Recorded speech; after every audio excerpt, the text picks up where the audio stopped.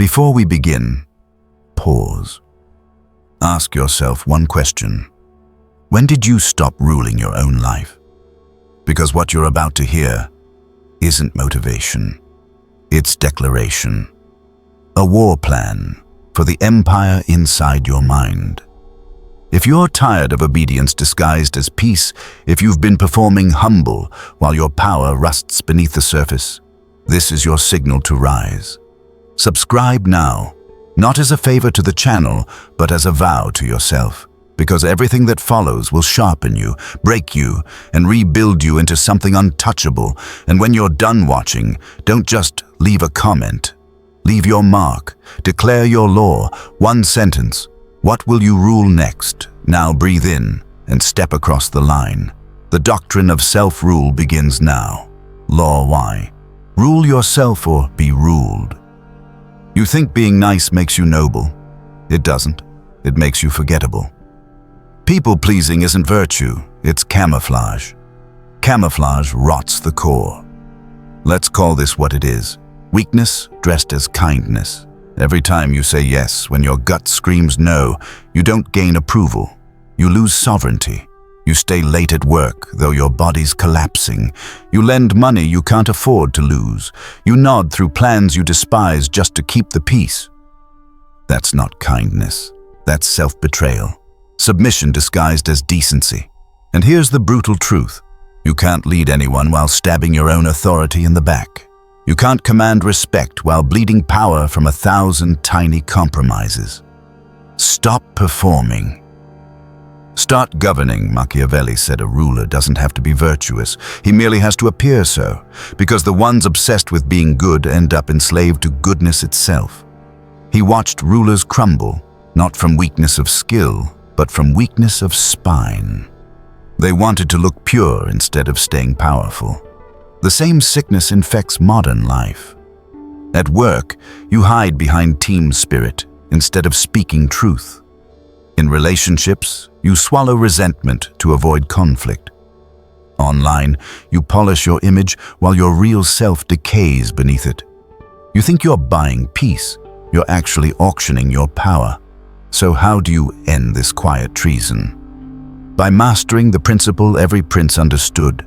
Control the mask. Never let the mask control you. The discipline of self-governance. 1. Define your non-negotiables. Your time, your money, your energy. These are the 3 thrones of your personal empire. Guard them. If you've declared your evening sacred and your boss demands another quick task at 9 p.m., you decline, calm and firm. That's not defiance. That's command. 2. Interrogate every yes. Ask, does this feed my domain? If the answer is no, withdraw your consent. Decline invitations that drain your focus. Protect your rest like a fortress. Graceful, guiltless, final. 3. Enforce boundaries like decrees. 2 sentences, no apologies. I can't take that on right now. No essays, no defense. Because kings don't explain their sovereignty, they exercise it. Each time you do, you reclaim lost territory in the empire of the self. You train others to recognize your authority. You remind yourself, I am not a beggar for approval. I am a governor of will. Now ask yourself, where are you performing today? At work, agreeing with fools you secretly despise? At home, pretending contentment while resentment festers? Online, feeding an illusion while your truth starves? Enough. Stop selling nice at the price of truth. You can be civil without being conquered. You can wear the mask, but only as armor, never as a coffin. The mask must serve your mission, not erase it, because in the end, you don't owe them your insides to keep their illusion. And when you stop betraying yourself, the world will sneer and call you cold. Let them. Cold simply means clear, and clarity is power. When your clarity returns, authority follows. That's the moment you stop performing and start ruling. Hey guys, we're Wisdom, based in Abu Dhabi. We use AI tools to make these concepts come to life, but it's our amazing team who goes deep, breaking down powerful philosophical ideas and showing how they really apply in everyday life. We hope you enjoyed today's content. Law 2. Command. Love. Never kneel to it. You think love is about giving yourself completely. It's not. It's about refusing to lose yourself entirely. Dependency is outsourced sovereignty, a coup you invited in. Let's strip the delusion bare. You call it passion, it's servitude, you call it care, it's surrender. How many times have you crowned someone else emperor of your emotions? They text, you rise. They vanish, you rot. Their approval inflates you, their silence erases you. That's not love, that's occupation. You've let a foreign power invade your mind and called it devotion. Fire your mercenaries. Machiavelli warned princes, never rely on mercenaries or auxiliaries. They fight for coin, not cause. When danger comes, they flee. And when they win, you become their captive. Now see your own heart through that lens. If your peace collapses at someone else's withdrawal, if your self-worth trembles at a stranger's tone, then your emotional kingdom is defended by mercenaries. They wear the uniform of affection but serve another flag. You've traded your fortress for flattery. At work, your boss praises you and you feel invincible. One critique and your spine dissolves. That's not growth, that's bondage. In relationships, one dry message detonates your mood. You reread it 10 times, dissecting punctuation like it's scripture. Your worth becomes a hostage to someone's attention span. Pathetic. If your peace depends on their mood, you're ruled by hired guns, and hired guns never die for your throne. The Sovereign's Solution. Step 1. Arm yourself first. Before you reach for your phone, reach for your power. Feed your body. Sharpen your craft. Build your empire before you seek witness. When you wake, train. Write, build, create. That's not selfishness, it's self-supply. A ruler who depends on tribute from others will starve when the caravans stop. Step 2. Change the question. Stop asking, do they like me? Start asking, did I uphold my code today? After a tense meeting, stop begging for approval. Audit your conduct instead. Did you stay calm? Keep your dignity, then you won. Applause is irrelevant. Integrity is currency. Step 3. Delay the chase. When conflict strikes, never negotiate from weakness. Do not rush to mend what isn't your fault. Pause. Observe. A friend ghosts you, let silence interrogate them. True loyalty doesn't vanish. It returns of its own accord. Love without dependency is not cold. It's disciplined. It is generosity without surrender. Connection without captivity. When you stop chasing validation, manipulation loses its grip. When you stop depending, you start deciding. No more hired armies in your heart. From now on, your self-respect commands the front lines. Your peace reports to you. Your love flows from power, not poverty, because only those who can rule themselves can ever rule in love. Law 3. Dethrone the fixer. Stop saving. Start reigning. You've built your identity around being the one who fixes everything. The dependable one, the strong one, the one who can handle it. But here's the truth. Being needed is a gilded cage. Utility is not love. You think they admire you for always showing up. They don't. They depend on you because it's convenient. They stay because you make their lives easier, not richer. And one day, you'll wake up and realize your usefulness was never respect, it was leverage. Dismantle the fortress. You've built your walls out of quick replies, late-night rescues, and relentless competence. You think this fortress protects you. It doesn't. It imprisons you.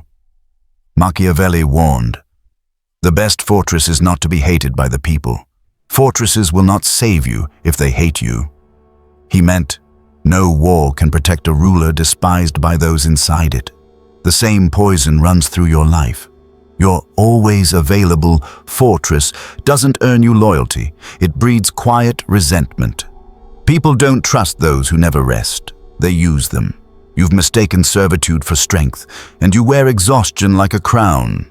At work, you fix everyone's mistakes because it's faster if I do it myself. So they dump more on you, because why not? You'll take it.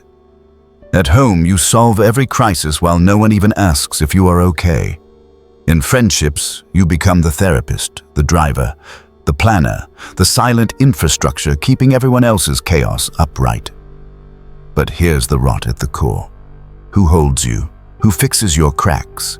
You've confused being indispensable with being valued. You barter your identity for significance. You call it love, but it's fear. Fear that if you stop fixing, you'll stop mattering. Pathetic. You've mistaken martyrdom for mastery. Respect beats rescue. People admire restraint, not sacrifice. They respect the ruler who says no more than the servant who never stops saying yes. To retire the fixer, you must reprogram your empire. Step 1. The response delay. 6 to 24 hours. Not every summons deserves immediate obedience. When they message, "Can you fix this right now?" Pause. 6 hours, a day. Let silence do your teaching. When you stop leaping, the world learns to walk. That's not cruelty, it's correction. Step 2. Replace rescuing with resourcing. Never say, "Don't worry, I'll handle it." Say, "Here are 2 options. Choose." At work, it builds ownership. In relationships, it builds balance. It transforms dependence into accountability. That's leadership. That's command. Step 3. Guard the throne. Rest first. Fixers rest last and die first. So schedule your rest before obligation. Example: Sundays are sacred. No calls, no emotional triage. Your energy is royal currency. Spend it on your terms. Because when your strength collapses, so does your kingdom. Your constant availability isn't proof of power. It's evidence of fear. Fear of being forgotten, replaced, or unneeded. But here's the paradox. When you finally step back, you rise.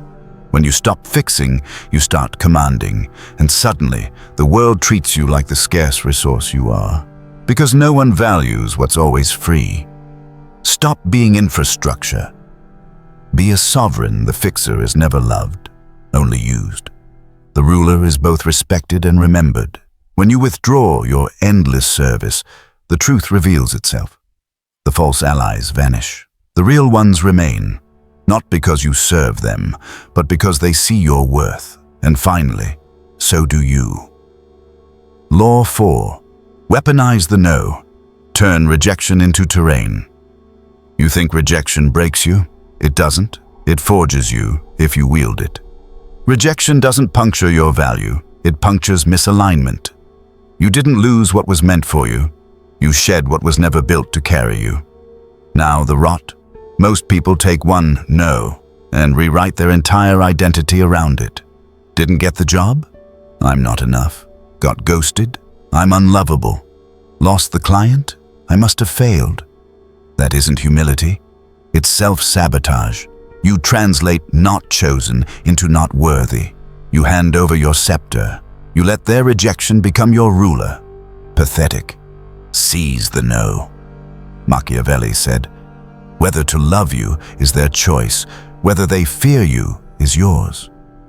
Not cruelty, control. Power begins where influence starts, inside your own domain. You can't control their feelings, their hires, their approval. You can command what happens after the number. That's the line between the fallen and the rising. Think of rejection as terrain. A gate closes. Kings don't weep at walls. They climb, or they flank, or they build higher ground. You don't get the promotion. No spiral. Reframe it. This no returns my resources. Reallocate. Upskill. Build a new offer. draft a venture. The loss wasn't a robbery, it was a refund. A relationship ends. Your reflex is to beg for closure. Don't. Machiavelli would laugh.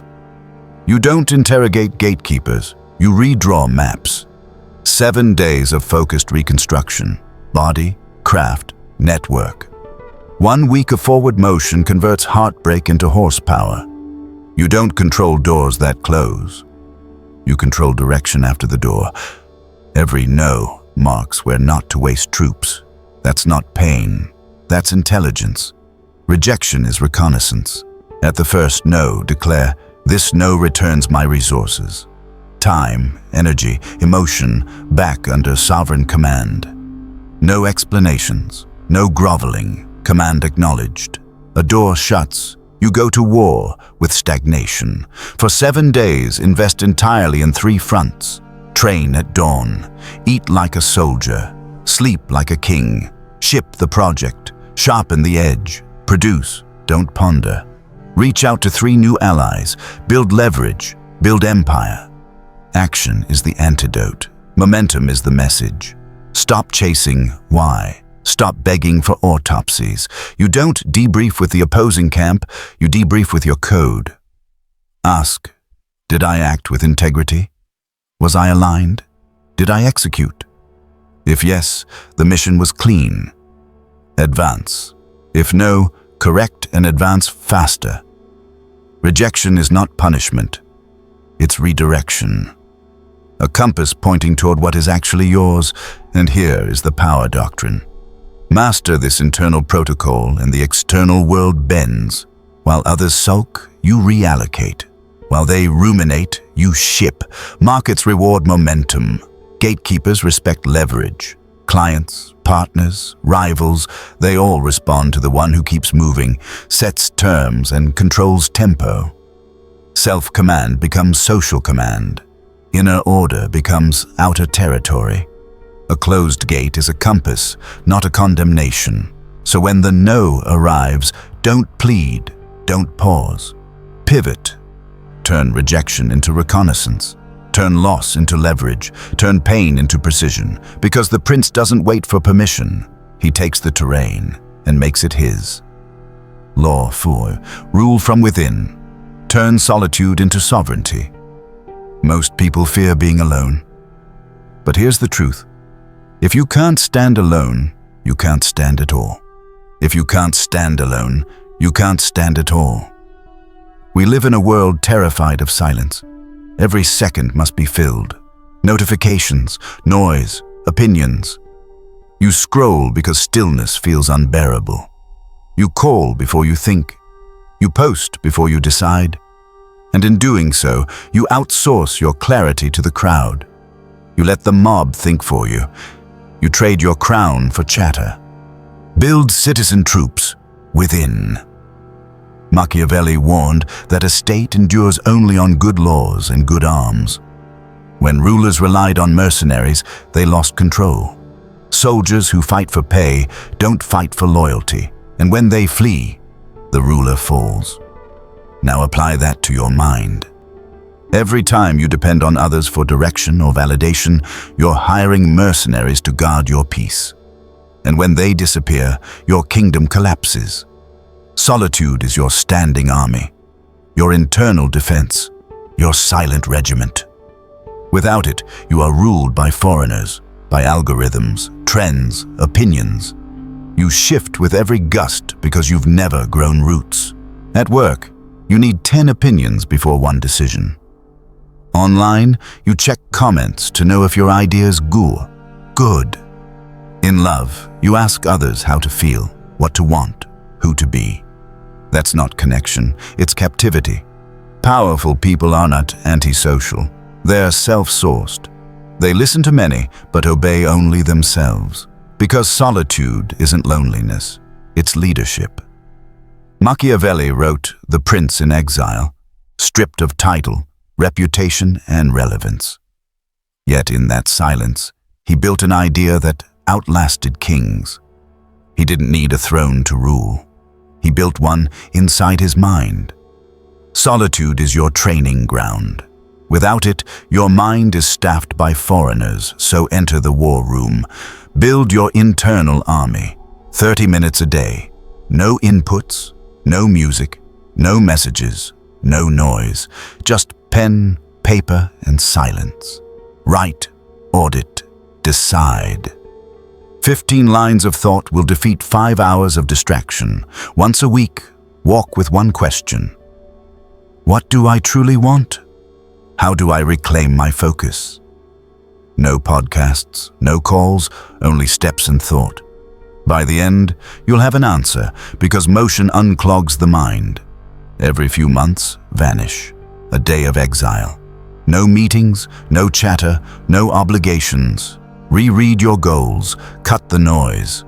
Ask yourself, what still serves the mission? What is weakness disguised as kindness? That single day of silence can realign an entire quarter of your life. Solitude doesn't make you cold. It makes you precise. It doesn't isolate you. It armors you. It turns your mind from a marketplace into a fortress. Because silence is not emptiness. It's enlistment. Silence is not empty. It's enlistment. In that silence, you recruit discipline, focus, self-respect. You train inner troops to guard your empire from chaos. And when the world grows loud again, you don't bend, you command. Stop running from solitude. Enter it like a ruler enters the war room, because the one who can sit with himself is the one no one can conquer. Law 6. Fortify the throne. Rule through boundaries. Everyone says they have boundaries. Almost none enforce them. Boundaries aren't walls, they're borders with guards. You claim to value peace, yet you leave your gates wide open. People stroll through your life like it's public property. You give, you explain, you justify, again and again. Then wonder why no one respects your limits. It's not mystery, it's training. You've trained them to trespass. Close the gates. Issue visas. Machiavelli warned princes, test your ministers. If they serve themselves, remove them, and above all, avoid being hated or despised. How? Through clear authority and fortified borders. The same law governs you. Without boundaries, you don't govern, you beg. You are not a ruler, you're a doormat in royal robes. At work you say, sure, I can take that too, though your plate's already full. They assume endless capacity, because you trained them to. At home, you absorb hours of venting while your energy dies in silence. They think your time is free, because you never charged for it. Online, you explain your decisions to people who never earned the right to question you. Now, strangers think they hold a vote in your life. That's not kindness, that's chaos masquerading as empathy. Boundaries aren't about exclusion, they're about order. They don't push people away, they teach them how to approach you, because respect isn't given, it's regulated. Boundaries vet access and preserve respect. Without them, you govern nothing. Write your 3 visa laws for your time, your home, your focus. Each request is a foreign traveler. Not all deserve entry. Someone wants a last-minute meeting. Your rule. 48-hour notice required. A friend drops by unannounced. You answer, not a good time.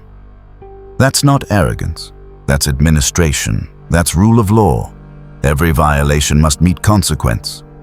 First, a reminder, then a limit. Finally, removal. Example. A colleague texts late at night. You remind once. Next time, mute. If they persist, you end access. Not cold, consistent, because repetition without consequence is permission. And when someone challenges your boundary, do not explain, do not defend. Repeat it once, calmly, then act. This is my policy. Kings don't negotiate the border. They enforce it. At first, the world will recoil. They'll call you distant, selfish. Different now. Good. That means the conditioning is breaking. Boundaries will cost you access to the wrong people.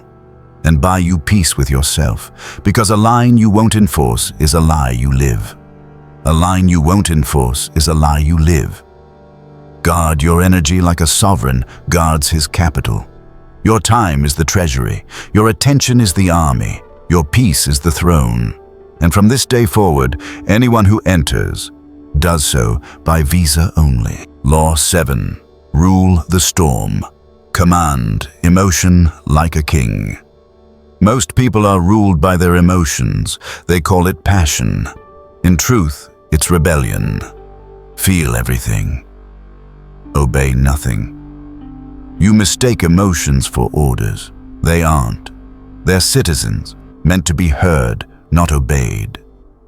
When you let anger choose your words, fear choose your path, or sadness dictate your story, you hand your crown to a passing mood. You stop leading and start reacting, and when emotion rules the ruler, the kingdom burns. Be the fox and the lion. Machiavelli wrote, "Law is for men, force is for beasts, so be both." He told rulers, "Learn the cunning of the fox to detect traps, and the strength of the lion to crush them." The wise blend perception with power. Observe first, strike second. The fox thinks before the lion roars. You get an email that enrages you. Your instinct is to fire back. That's the lion without the fox. You roar into a trap and bleed for it. Or you face an opportunity that terrifies you and you freeze. That's the fox without the lion. Clever, but cowardly. Power lives in the balance. The fox sees the setup. The lion decides when to end it. Together, they rule. You don't silence emotion, you conscript it. You turn chaos into counsel. That is emotional sovereignty. When a surge hits, pause, name it, note it, then wait 90 minutes. Let the fog lift before you issue any command. If the logic still stands after the heat fades, act. If not, you just saved your throne from a coup. Then, build your code. Pre-write your responses to your own storms. When angry, I never text. When anxious, I move before I decide. When tempted, I review the consequence. You don't execute your mood, you execute your protocol. That's governance. Afterward, debrief like a general. Ask, what trap did I miss? What weapon did I misuse? You snapped at your partner. Why? Fatigue, ego, fear. Patch the breach, reinforce the wall, move forward stronger. That's not suppression, it's strategy. You make your emotions serve your mission instead of sabotaging it. Emotions are fuel, not leaders. They signal what matters, but you decide what happens next. Because sovereignty doesn't mean silence, it means rule. So when the storm hits and everything inside you demands chaos, remember, the storm is loud, but the throne is still yours. Your feelings are citizens, not kings. Govern them wisely, and they'll build your empire. Obey them blindly, and they'll burn it to the ground. You are not a volunteer in your own life. You are its ruler. Every principle you've learned was never about becoming better. It was about becoming sovereign. Appear virtuous, govern shrewdly, cut dependence, end self-betrayal, retire the fixer, convert rejection into redirection, fortify solitude, patrol your borders, command your emotions. This not self-help. This is statecraft. Your life is not a democracy of opinions. It is a principality of purpose. No more begging for permission. No more apologizing for control. No more auctioning your worth to the unqualified. When you master these laws, you stop chasing validation and start enforcing vision.